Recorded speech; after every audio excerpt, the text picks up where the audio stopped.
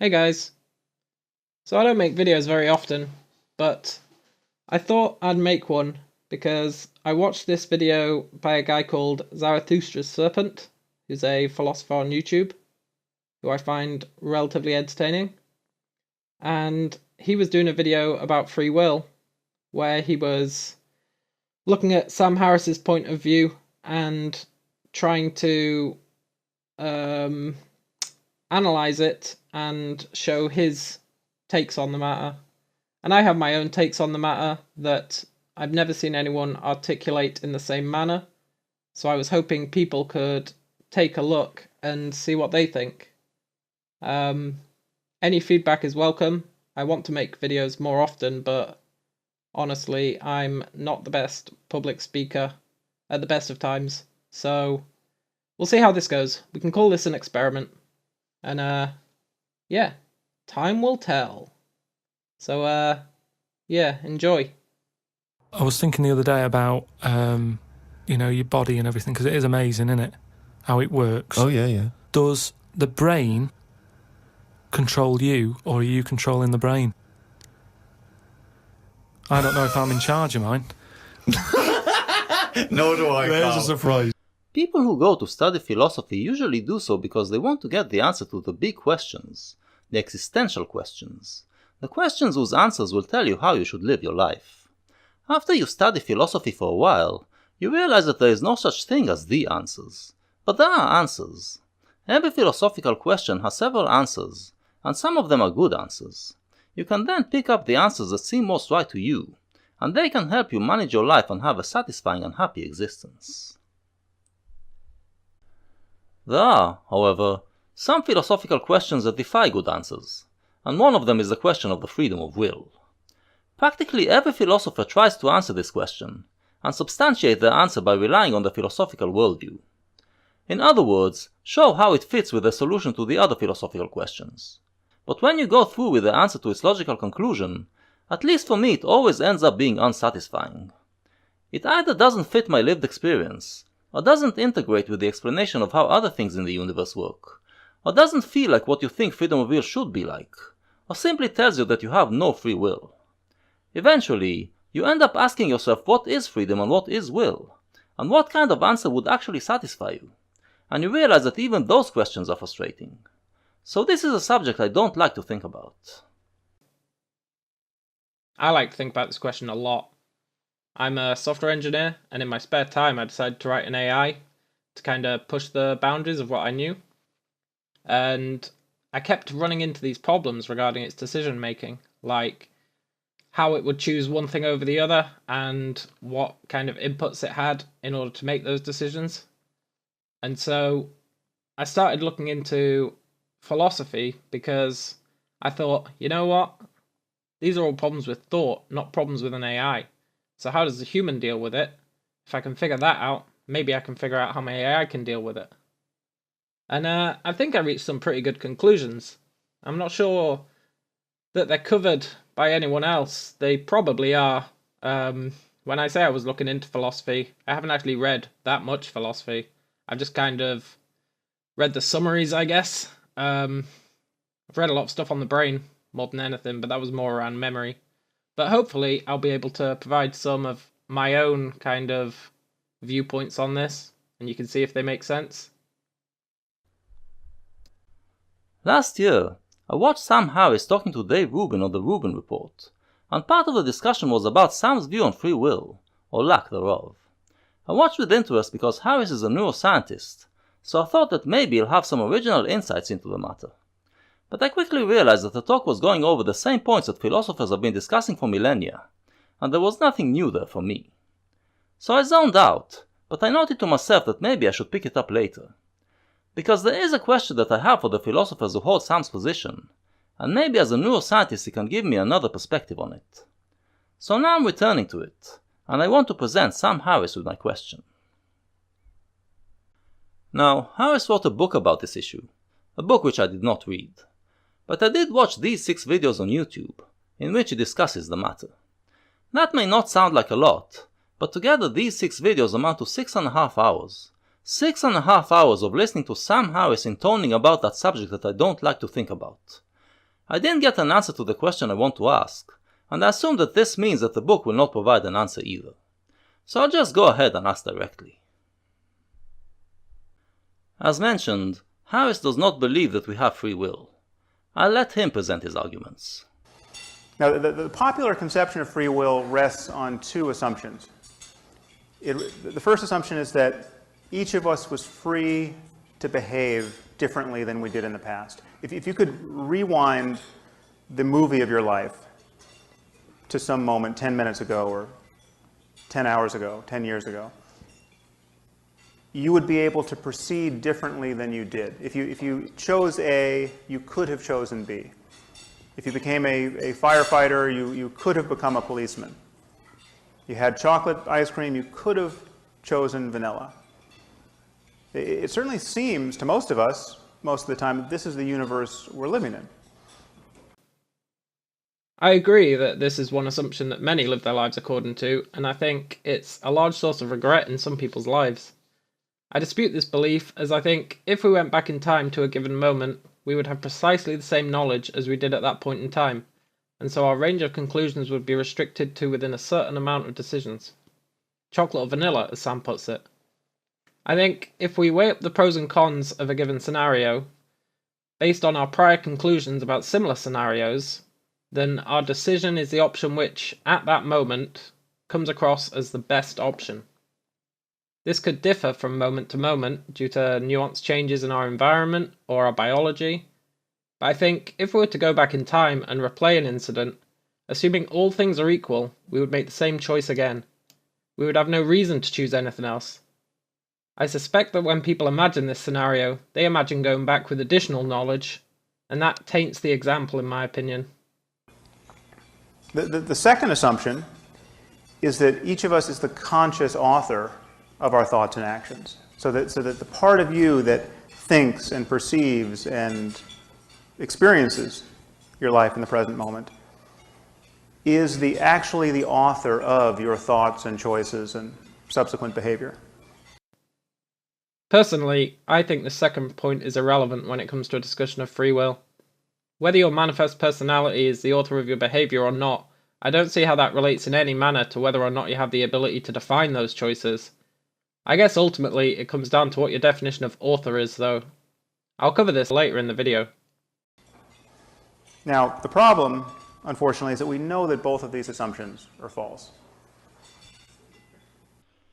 Right, I think that's presented well enough, and there's no need for me to elaborate. In the end, we hear Sam claim that we know that this belief is false. In other words, that this traditional notion of free will is refuted by current scientific knowledge. So what do we have then? The first problem is that we live in a world of cause and effect, and either our wills are determined by a long chain of prior causes, and we're not responsible for them, or they're determined by some random influences, and we're not responsible for them. And no matter how you turn this dial between the iron law of determinism and randomness, this notion of free will doesn't make any more sense. There's no way of combining chance and determinism that makes sense of free will. This is a common materialist view. The universe is made entirely of matter, and matter obeys natural laws and cannot act otherwise. So either the universe moves in an entirely deterministic fashion, or there is some random element. I'm guessing he takes the idea of randomness from quantum physics, but the Epicurean philosophers said essentially the same thing 2000 years ago. They philosophized that the universe is made of atoms of matter, and the atoms all move in a mechanistic fashion, but there is also a random element that makes them sometimes swerve a little, for no reason. This is how they explain the existence of free will, but Sam is right that this is not a satisfying answer. Neither the idea that I am caught in a deterministic system, nor the idea that I am controlled by random chance, make me feel like I have free will. To say free will, we are going to have to suggest another possibility. Personally, I tend to agree with the materialist view that our minds are an avalanche tumbling down a mountain. I like to sit and ponder sometimes. If we have free will, what else has free will? I assume we can all agree that a rock does not have free will. I think most would also agree that plants do not have free will, nor do bacteria. Is the brain a requirement? If so, does a fly have free will? Perhaps it does in a limited scope. It's an interesting question that's ultimately not relevant to the discussion, but I thought I'd bring it up in case anyone wants to share their thoughts on the matter. Doesn't acknowledge that such a possibility exists, and that leads him to his conclusion that there is no free will. One of his arguments is that we do not choose the circumstances by which we are brought into the world. From the perspective of your conscious mind, you are actually no more responsible for your next thought than you are for your birth into this world. You have not built your mind. And in moments where you seem to build it, where you finally take the reins of your life and you decide to acquire knowledge or learn a new skill, the only tools at your disposal are those which you've inherited from moments past. No one picks their parents or the society to which they were born. No one picks the moment in history in which they live. No one picks their genes or the environmental influences that determine the structure of their brain. You are no more responsible for the exact structure and state of your brain in this moment than you are for your height. So our existence, and who we are, is foisted upon us, and that's already taking away a big part of our freedom. However, I would point out that this is not enough to show that there is no free will. When we talk of free will, the question is if we are free to act within the circumstances we are thrown into. As Dan Dennett puts it in his talk with Harris, the sailor can't control what the sea will be like, but he can control the boat. Harris, however, does not believe that we control the boat. He believes that everything we do in our life is predetermined, that the position of atoms in our body at the moment of our birth already determines all the actions that we will take until the day we die. Or there could be some random element, which saves us from determinism, but over which we have no control either. So, to him, our life is determined by the circumstances we are thrown into, and there is no freedom to resist. The sea, boat and sailor analogy is an interesting one, and I would agree with Sam that ultimately we're unable to control the boat in a free manner. I look at it this way. If a sailor's on the sea and a large wave is heading towards him, he's not going to exercise free will when controlling the boat. He's going to take the course of action which will give him the highest chance of not being drowned, capsized, or even soaked if possible. I do not believe that the sailor in that moment would ever choose a course of action that they considered suboptimal at the time, once their entire situation is taken into account. The situation could vary, and they might, for example, decide to show off, ultimately with self-destructive tendencies, but I believe that would be a case of them placing a higher priority on their status as a sailor than the safety of their boat. I would say that the sea controls the boat, using the sailor as a proxy. However, the sea itself is controlled by the forces of nature, and so ultimately, fate controls the boat. Fate as in, that which has been driving what will be. Not a being pulling at the strings of existence, forcing them down a narrow path. Although I can't deny, that is a possibility. Thoughts just emerge in consciousness. We are not authoring them. That would require that we think them before we think them. If you can't control your next thought, and you don't know what it's going to be until it arises, where's your freedom of will? This is Sam's main point. Thoughts just pop into our mind, and we have no control over the process. The thoughts are born on the unconscious level. We become aware of them only after they were formed, and they drive us. So, not only did we not program our brain to be like it is, we also don't control the thoughts that our brain thinks and the decisions that it takes. We are just observers of the process, as if we were watching it on a movie screen. At no point, according to Harris, do we have any ability to steer the boat. So how can we say that we have free will? Again, there is nothing new here, nothing that philosophers haven't said before. So why do I think that it might be interesting to put my question to Sam? Because of this. And consciousness clearly is not in the driver's seat. For instance, there's now a tradition of doing experiments where you give people a very simple choice, just to push one button, the left button or the right button. And they can push whichever they want, whenever they want. And the only other task you give them is to watch a special clock where they can discriminate time in a very fine-grained way. And they just have to notice what time it was when they finally consciously made up their mind. What you find, and what the first person who did this, Benjamin Libet, did, a physiologist who had people hooked up to EEG while doing this, but it's since been replicated with functional magnetic resonance imaging and even direct recordings from the cortices of surgical patients.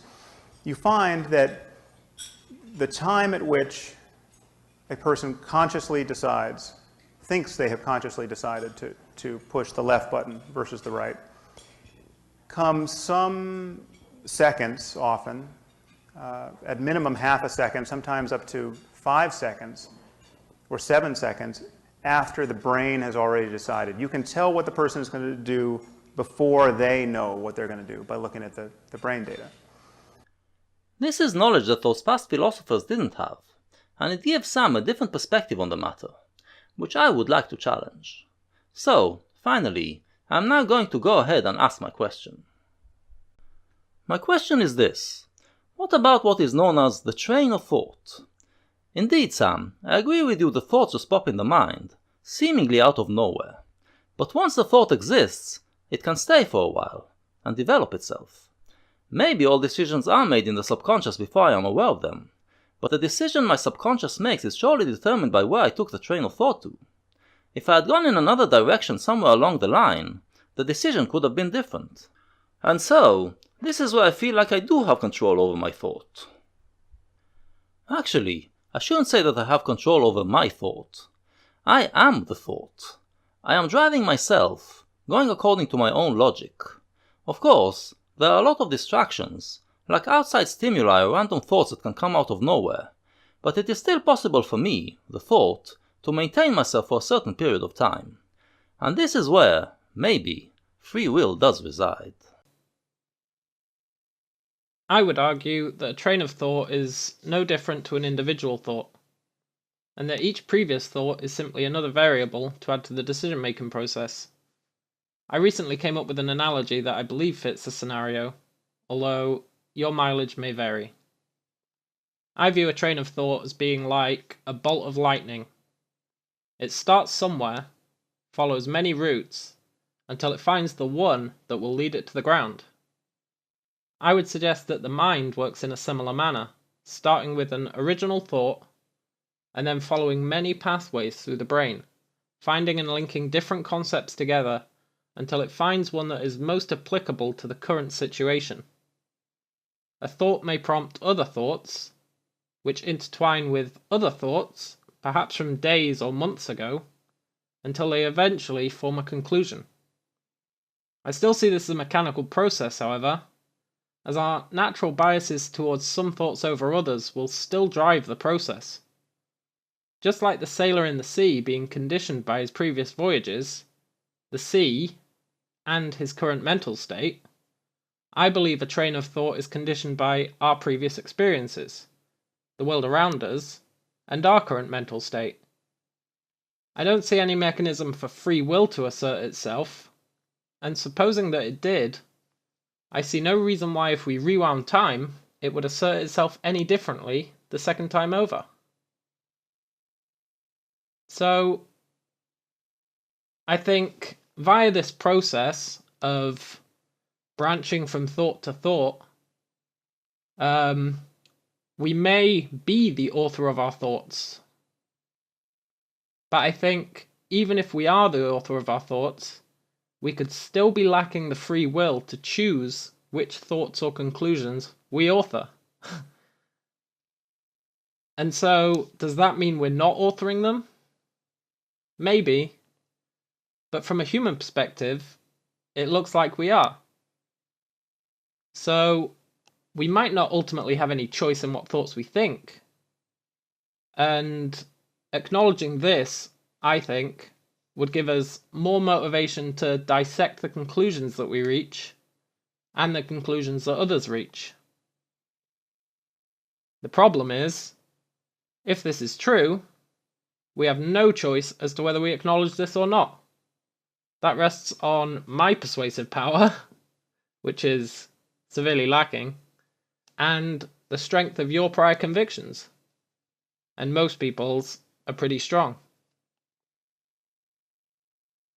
I think, regardless of whether we acknowledge it or not, the illusion of free will is strong enough that playing ball, as they say, is often the best option. I suspect that the concept of free will developed as an evolutionary strength to encourage self-reflection in early man and kind of tailor the thought processes. And I think there must be value inherent to the idea for it to survive this long. Let's look at it from a different angle. As I understand it, when we look at the brain through our instruments and see a thought, it appears as electric currents moving in certain paths, causing certain neurons to fire. What I am suggesting is that when there is a train of thought, it is the thought itself that determines which path it will take in the brain. To put it differently, it is the content of the thought that determines which neurons will fire. I am interested to know, Sam, how does that idea square off with our current knowledge of the brain? Now most people think we have a strong subjective experience of free will. And the problem is just that we can't map it onto physical reality. This, I think, is an illusion. I think we actually do not feel as free as we think we do. This relies on us not paying very close attention to what it's like to be us. If you pay attention, you can see that you no more author the next thing you think than the next thing I say. Thoughts simply appear in consciousness. I disagree. I don't think that this is our subjective experience. If it was like that, then every thought would appear momentarily, and then be immediately followed by a thought that is completely disconnected to it. That's not what happens. Some thoughts are extended, and go down a certain path. A train of thought is not controlled by randomness, nor is it deterministic. It has several routes it can travel, and it chooses one of them. I think that the choices these thoughts make are as predetermined as the choice that a seed makes when deciding when to sprout. I think that there will be routes that the mind will be compelled to go down due to the weightings of its subconscious or conscious biases, and while this might feel like freedom from the subjective perspective, it's tied down. I think Sam makes a valid point when he states that our thoughts appear out of nowhere, although his phrasing could be better. I don't believe our thoughts appear out of nowhere. By analysing them, there's usually a prompt that causes a thought to come to light, whether an environmental prompt or a separate thought causing a new one to appear. Also, Sam, what do you mean by saying that I don't author the next thing that I think? Are you suggesting that I am something different from my thought? Are you suggesting a soul? Evidently you don't, because elsewhere you rule out the existence of something like a soul, or a self, or a subject. But it seems to me that you are inadvertently falling into the trap of implying its existence. Whenever you make the argument that we are not the author of our thought, an argument you make often, it sounds like this is what you are doing. This is a trap that I often fall into when discussing this subject. I find that in order to better articulate what I'm saying to those around me, it's pragmatic to use terminology that they're comfortable with. Unfortunately, people have a habit of picking up on this and using it to proclaim my argument invalid. I would say that the self is the combined thought processes of an organism. This doesn't necessarily mean it's a valid construct, only that it's a concept that's useful when discussing subjective experiences. When I say the word I, meaning myself, there are two things I might be referring to. First, it can mean the human organism that I am. Secondly, it can mean the consciousness of this organism at this moment. Now, the organism also stores memories, which I, the consciousness, have access to, and that makes me feel like I am an entity, a subject that has a history. But I agree with Harris that there is no subject, no entity that exists in my body like a ghost in the machine. What I am is just the current consciousness, and the memories are thoughts within this consciousness. I agree, and that's a much better way of phrasing it than I was capable of managing. So let's examine these two versions of I, in light of Sam's argument. If we are talking about the organism, then I am definitely the author of my thought. The subconscious is also part of the organism, and the thought was created in it, so I authored it. And if we are talking about the consciousness, then I am the thought, and I am authoring myself. I didn't have control over being created, but once I came to be, I'm steering my way in the brain. I am self-driven, and therefore, to some extent, free. This is where my past point about what authoring means comes into play. From our perspective, we certainly appear to be authoring our thoughts, although as Sam mentions, if you pay close attention, they do seem to be injected into our consciousness at points. I think that while we have the illusion of these thoughts being free, they're ultimately tied to our history, the state of the world around us, and the current state of our mind. While we might believe we're free to make these choices, it certainly feels that way. The decisions we make are not arbitrary. They're based on something. And I would say that those justifications are the true driving force of our thoughts, as without them we would not reach the same conclusion. I think that we may author our thoughts, but that doesn't mean we have free will regarding what we author. That is beyond our control. Now, this conclusion has a habit of forcing people into a knee-jerk reaction regarding nihilism and the pointlessness of existence. But I think it's nothing more than an interesting point to add to our repertoire of conclusions. The illusion of free will is useful. It allows us to reflect on our decisions in the hope of reaching better outcomes in the future. And while we may not have any control over those outcomes, by acting as if we do, we at least embrace that evolutionary advantage given to us by the idea of free will, while not necessarily embracing free will itself, which I believe can lead to harsher judgment of others and yourself, and ultimately, that can be very destructive. Again, this freedom is very tenuous, as it is hard to keep a train of thought going. So if we are talking about something that I have to decide on the spot, it can be said that I didn't have much control over the decision. However, if we are talking about a decision that I have been deliberating for weeks, then we are talking about an accumulation of many moments in which I had the ability to affect it. And this is where, perhaps, I do have control over my destiny. I think if you've been following my line of reasoning up until this point, this argument becomes immediately invalid. Whether thoughts are independent, conjoined, or separated by weeks or months, they are all tied to events outside our control, and so the final concluding decision that we make was in essence made for us. By taking longer to reach the decision, more variables have been added into the process, and more refinement of the potential outcomes can have occurred, but those are still tied to our justifications, which are tied to our experiences, which are tied to things beyond our control. Alright then, that is my question, and I am interested to know what Sam Harris thinks of this possibility. From you, my viewers, I ask that you help me get Sam's attention to this video. And, of course, tell me what you think about it. As long as I venture into the subject that I don't like, let's have a discussion about it. Well, I'm not Sam Harris, but there's my thoughts on the matter. I'm not sure what you'll make of them, or what anyone will make of them, but to me, they make sense. I'm not sure if I've articulated them in a concise enough manner, but I've done my best, and that's all I can hope to do.